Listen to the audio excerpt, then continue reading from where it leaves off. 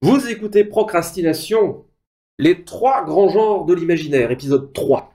Un podcast sur l'écriture en 15 minutes. Parce que vous avez autre chose à faire. Et qu'on n'a pas la science infuse.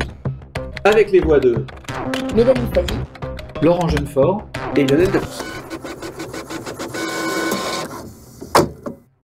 Alors, je pense qu'on aurait presque pu mettre trois grands entre parenthèses, parce que souvent on identifie les genres dans l'imaginaire comme étant science-fiction, fantasy, fantastique, mais ils sont tellement métissés, en évolution constante, justement parce qu'on est quand même dans un domaine qui expérimente constamment avec la représentation du réel et crée de nouveaux courants. Il y a des tas de choses qui se situent aux marges, qu'on pourrait peut-être éventuellement rattacher à l'imaginaire, comme surréalisme, réalisme magique. Il y a la mouvance steampunk, on ne sait pas tellement trop où la classer, d'ailleurs, est-ce que c'est vraiment un genre, est-ce que c'est une esthétique, etc. Bon bref, tout ça est en constante évolution. Laurent, t'es probablement le plus érudit de nous trois sur la question. Juste, moi, il y a un truc une distinction qui tombe un peu en désuétude, en tout cas qui n'a plus vraiment, qui est plus vraiment bankable de nos jours, mais que j'aimais bien, qui était finalement la distinction entre littérature mimétique et non mimétique. Celle qui mime le réel tel qu'on l'admet consensuellement. Bon, si vous croyez aux ovnis, aux anges, etc., ça peut être votre réel, mais en gros, la réalité consensuelle telle qu'on l'a définie à l'heure actuelle, ça rentre pas vraiment dedans. Et la littérature non mimétique, c'est-à-dire qui nous pose une hypothèse de monde qui ne relève pas de la réalité consensuelle. En fait, tu as tout à fait défini le truc. C'est simplement, quand on dit non mimétique, c'est simplement que dans le récit, il y a quelque chose de surnaturel, il y a quelque chose qui n'appartient pas à notre expérience quotidienne, plus exactement.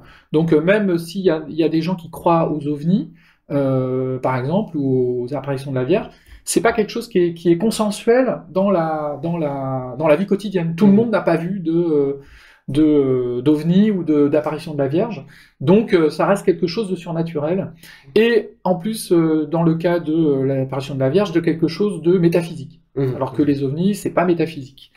À l'intérieur des genres de l'imaginaire, alors déjà le but c'est de les identifier, de pas de les hiérarchiser.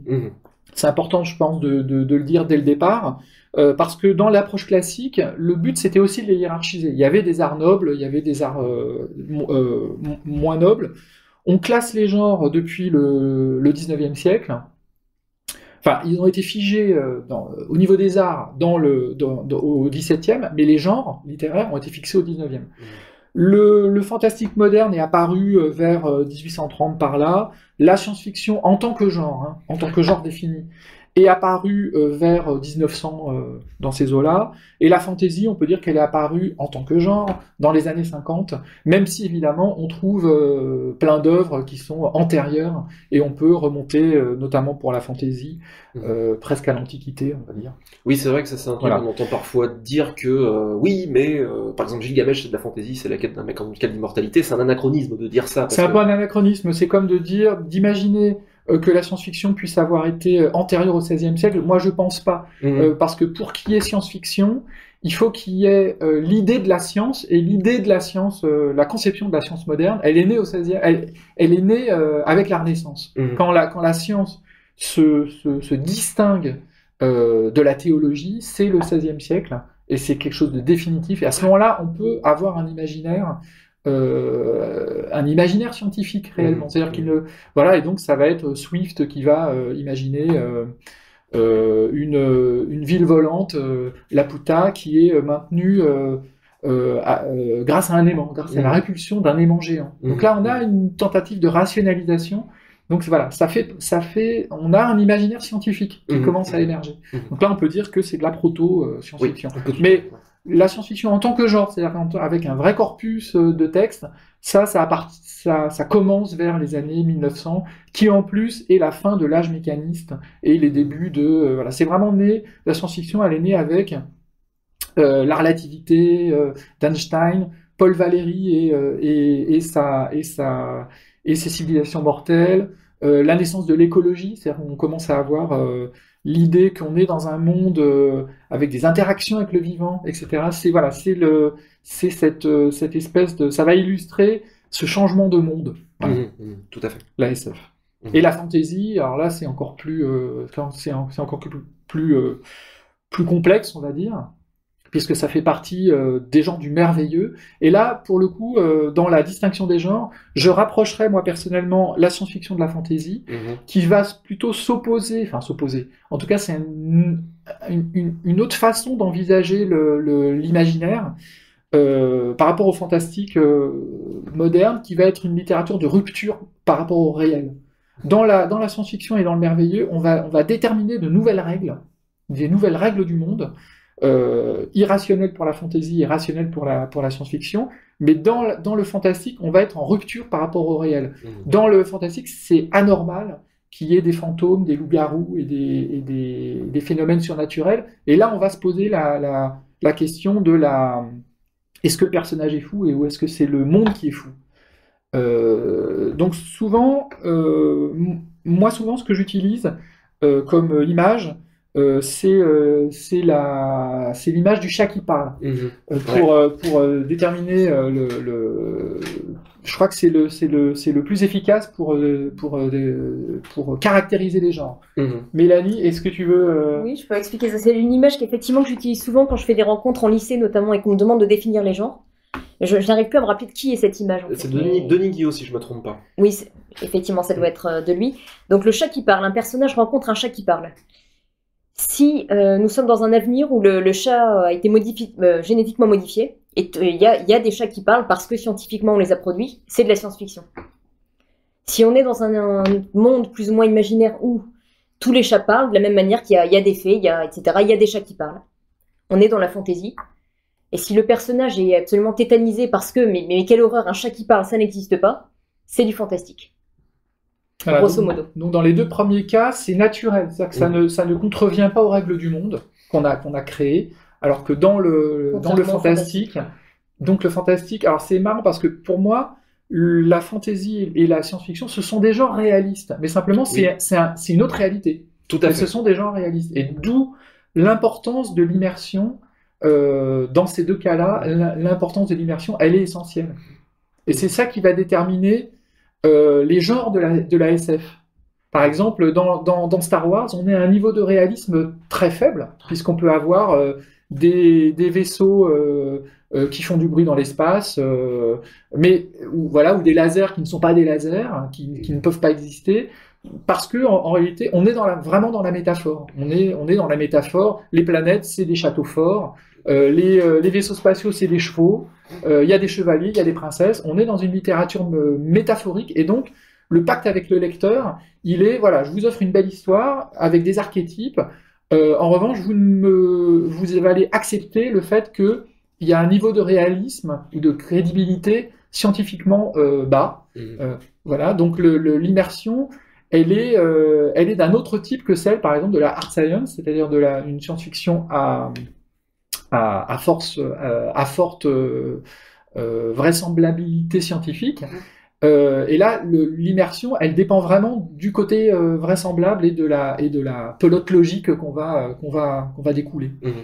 Ce qui est important aussi, c'est que ces genres-là sont des continuums. C'est Theodore Sturgeon, je crois, qui disait, quand on lui demandait c'est quoi la science-fiction, il montrait du doigt, il faisait ce que je montre du doigt, c'est de la science-fiction. Voilà, ou Spinrad qui disait la science-fiction, c'est ce qui est publié sous le label de la science-fiction. Tout à fait. Alors, en fait, c'était une boutade, mais en même temps, je trouve que c'était une boutade qui montre bien comment c'est aussi construite la science-fiction et les genres, de manière générale. C'est à la fois une création d'auteurs et d'éditeurs. Oui. Et ça montre aussi comment un genre se construit, c'est-à-dire qu'il se construit sur des images communes qui vont ensuite être regroupées pour des nécessités commerciales dans des collections. Et ce qui a modelé les genres dans la deuxième partie du XXe siècle, c'est les collections aussi. Tout à fait. Je pense qu'on a, enfin, nos auditeurs plus jeunes ne seront pas forcément au courant, mais je pense qu'on se souvient des collections de Pocket. Qui à un moment ont multiplié les sous-étiquettes, les labels, science-fiction, science-fantasy, dark fantasy et tout. Lovecraft était en dark fantasy, par exemple. Et il y a effectivement un courant alternatif entre ce que les étiquettes, ce que les auteurs font, etc. Est-ce que pour vous, sur la dimension d'écriture, est-ce que La distinction a un sens au niveau de l'écriture des genres. Bon, ça c'est une question un peu provocatrice, mais surtout, est-ce que c'est important pour un auteur de savoir dans quel genre où il opère? Moi, c'est plus une question que je veux poser qu'une réponse. En fait, je m'aperçois que moi, c'était extrêmement important quand j'ai commencé à écrire, et que plus j'avance dans la pratique de mon genre, qui est vraiment le fantastique, c'est vraiment mon domaine de spécialité, on va dire, plus j'avance et moins je suis sûre de ce qu'est le genre et de là où je me situe entre ça et quelque chose qui est en marge de la fantaisie. Et j'ai l'impression que c'est peut-être très important comme... de la même manière qu'on apprend la technique, on commence par apprendre comment fonctionne un genre, et après on y trouve peut-être une place particulière, et peut-être qu'on va osciller entre la frontière de plusieurs genres. Moi, ma pratique, elle est d'abord une pratique de lecteur. Et donc, moi, la science-fiction, ça a toujours été une revendication de lecteur. Je n'ai pas honte de lire, j'avais pas honte de lire de la science-fiction, donc j'ai pas plus honte d'en écrire aujourd'hui que d'en lire à l'époque. Donc, je me revendique en tant qu'auteur de SF. Donc, et tu as bien raison. En ça, l'étiquette ne me fait pas peur, et je me sens très à l'aise dans le space opéra, qui est mon genre de prédilection, c'est-à-dire des aventures qui se passent ailleurs et demain, on va dire, si on peut résumer en 2 mots le genre. Donc moi, ça ne me fait pas peur dans l'identification du genre. D'autant que je sais très bien que faut redéfinir le genre tous les 10 ans. Puisque c'est le contenu, encore une fois, c'est les auteurs qui font le genre, et pas l'inverse. Et donc, les genres, ça évolue. Il va arriver de nouveaux tropes. Voilà, des nouveaux thèmes vont s'incorporer. Tout ça se mélange. Par exemple, le cyberpunk, qui était le genre clé des années 80, a infusé les genres adjacents, et même des genres lointains comme le space opéra se sont fait contaminer par le cyberpunk. On trouve des IA dans les vaisseaux, des IA conscientes avec la fin des États, le libéralisme, etc., les méga-corpos. On retrouve ça dans le space opéra. Le cyberpunk tel quel, il est mort, littérairement, à la fin des années 80, parce que c'était un genre qui était très ancré dans un certain état de société. Mais voilà, il a vécu, il est mort, mais il a fait des petits-enfants, voilà, il s'est infusé autour. Donc voilà, ça bouge, ça s'interpénètre. Comme tu dis, c'est un continuum. Donc faut pas... faut être décomplexé par rapport à ça, quoi. Moi, je pense que, c'est un truc sur lequel, qui est un peu un fil rouge, je pense, sur le podcast. Tout revient toujours à... qu'est-ce qu'on a envie de faire, où est-ce qu'on a envie d'opérer, et la définition des genres finalement se fera plus tard. Il y a, j'ai une petite anecdote, j'avais fait une table ronde il y a quelques années aux Utopiales, il y avait Pierre Bordas, je crois, mais il y avait surtout Laurent Klotzer et Pierre Pével, et il me semble que c'était autour de la fantasy, et notamment la création d'univers, il me semble, et on pose la question, comment vous créez l'univers, et moi, très, très candidement, je disais, en fait, moi, je pars de ce que je trouve cool, et de ce qui m'amuse. Donc il y a des dragons, et en fait j'aime parce que j'aime les dragons, il y a des machines magiques parce que j'aime les machines magiques, et puis après je réfléchis à comment je peux réussir à mettre tout ça dans un univers crédible qui fonctionne.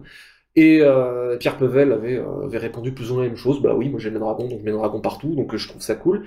Et Laurent Klotzer, lui, avait dit je suis pas sûr qu'on puisse construire une esthétique du cool.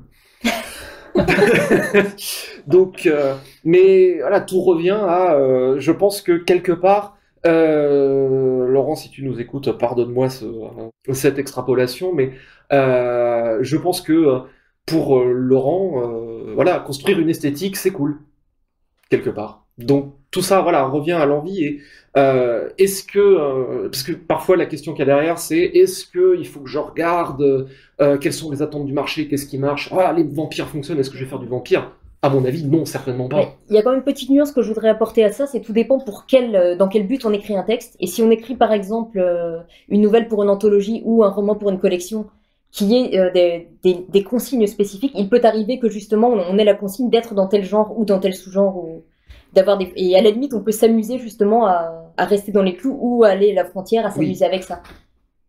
Mais en tout cas, moi, une chose est sûre, c'est que quand on me demande ce que je fais dans la vie, je dis pas que je suis écrivain, je dis que je suis écrivain de science-fiction. Un peu de fantaisie, mais je suis écrivain de science-fiction parce que j'ai besoin de ce décalage, et la science-fiction, comme les autres genres de l'imaginaire, c'est une littérature du décalage. C'est-à-dire qu'on va décaler le regard, et ça va être ça, l'élément surnaturel, l'élément, se transposer dans le futur, faire ce pas de côté qui fait qu'on va regarder quand on va traiter d'un thème, on va le regarder sous une lumière différente. Et cette lumière, ça peut être la transposition temporelle dans un lointain passé ou dans le futur, ou traiter le thème de robot pour traiter de l'altérité. C'est ce pas de côté. Voilà. Et pour moi, il est absolument essentiel. Et c'est pour ça que je n'arrive pas d'ailleurs à écrire autre chose finalement. J'ai besoin de ce pas de côté pour traiter un sujet, pour écrire. Voilà.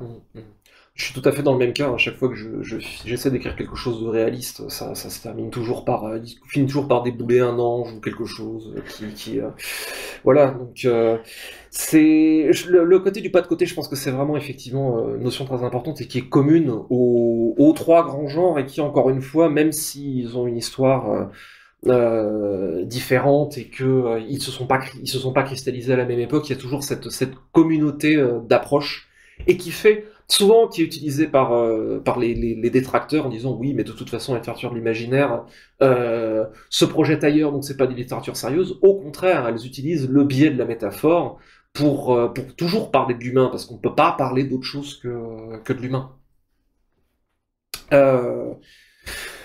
Je pense qu'on peut boucler. Laurent, je pense qu'aujourd'hui c'était toi qui avais une citation. Alors, c'est une citation, oui, c'est une citation boutade presque. Celle-là, elle est de Carlos Zanon. Il disait « La réalité a dépassé la fiction. Ensuite, c'est la fiction qui a dépassé la réalité. Et à partir de là, tout n'est devenu qu'une copie d'une copie dont on a oublié l'original. » C'était Procrastination. Merci de nous avoir suivis. Maintenant, assez procrastiné. Allez écrire.